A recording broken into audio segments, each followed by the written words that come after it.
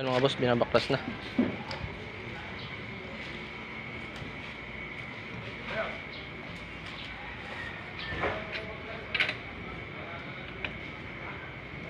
Yun nandyan, umiinit na rin. Yun nandun sa kabila, may tagas na.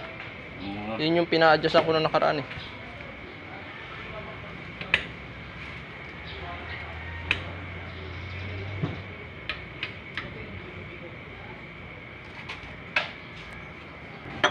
Kasi araw-araw mabigat din ang karga eh.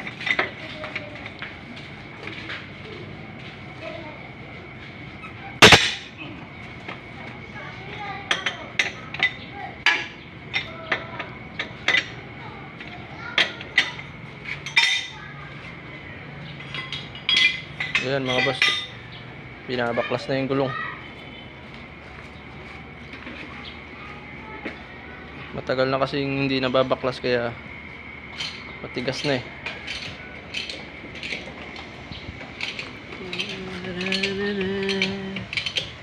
Kaya pala umikot eh, naka-jack na eh.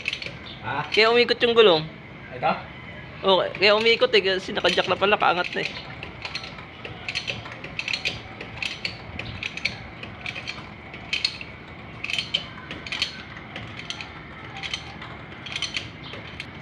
Dito pala to boss sa Maria Clara itaas. Kay Tamyong.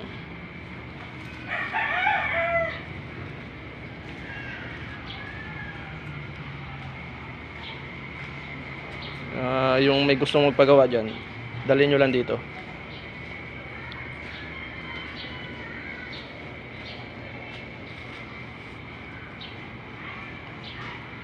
Walong barangka drive lang ito.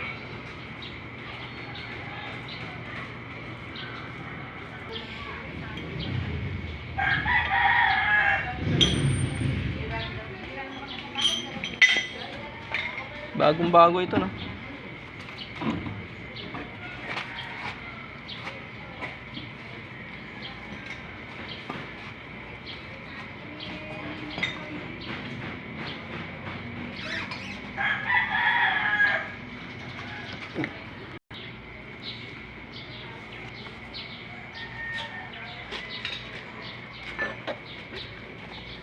Yun, pag naka-disc brake na, kada 6 months ka lang magsisilik.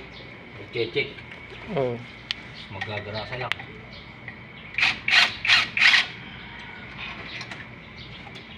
Ito nga yung mga kasukasuan niya nito, hindi ko nagagarasahan eh. Kaya yung aking pin yan, diretso palit na eh. Pag bumigay eh.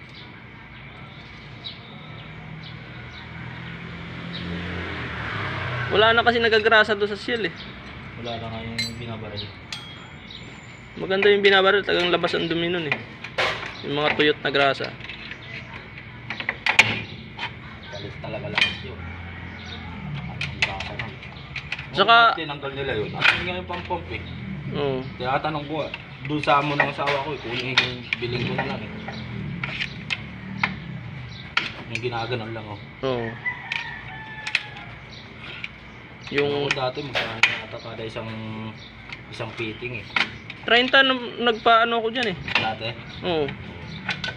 Oo, ba't tinayaw ng Sa Shell? sayang din.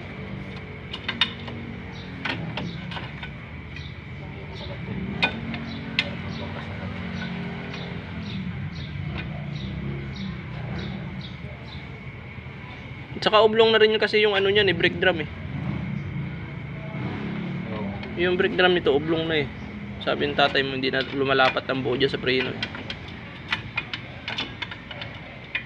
Eh ganun din, bibili ka ng brake drum. Eh manipis na rin yan eh.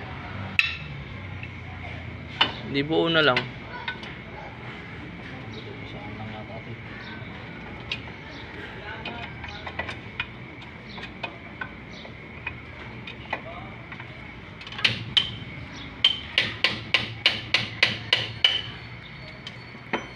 Bili ka na. Ayan mga boss. Wala pa naman tagas ito pero yung kabila may tagas na yun. Pinasabay ko na kasi umiinit din eh. Yun, kakapalit ko lang din nun. Ayan mga boss, bili lang tayo nito. Mga 4 na ganito. Okay mga boss, maraming salamat.